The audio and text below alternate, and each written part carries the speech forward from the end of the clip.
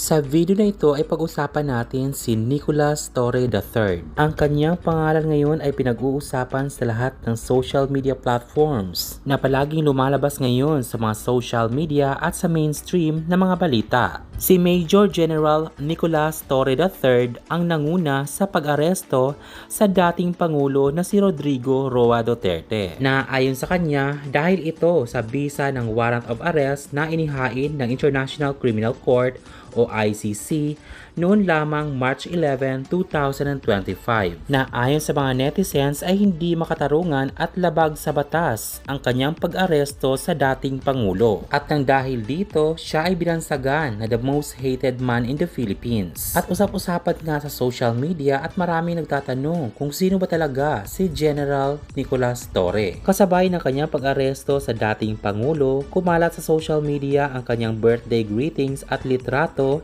at napag-alaman na March 11, 1970 pala ang kanyang birthday. Si General Torre ay ipinanganak sa Hulu-Sulu at ngayon ay siya ay direktor ng Criminal Investigation and Detection Group o CIDG. Mahaba-haba na rin ang kanyang journey sa kanyang karera ngayon bago pa man siya ma-promote sa kanyang posisyon noong September 2024. Noong 1993, siya ay nakapagtapos sa PNP o Philippine National Police Academy.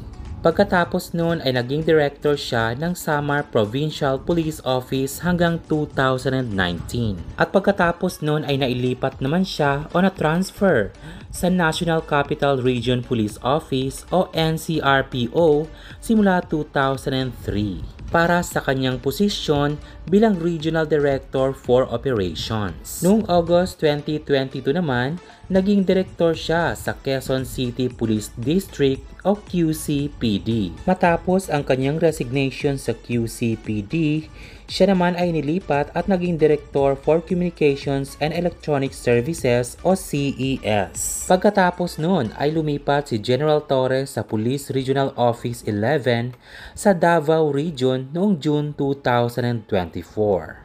Para siya ay maging acting regional director ng office na ito. At dito, medyo mahirap ang kanyang trabaho dahil sa kanyang pag-aresto kay Quiboloy. Sa kasalukuyan ay matindi ang pambabatikos ng mga netizens kay General Nicolas Torre. Ano ang masasabi niyo sa video na ito? Mag-comment at mag-subscribe for more updates.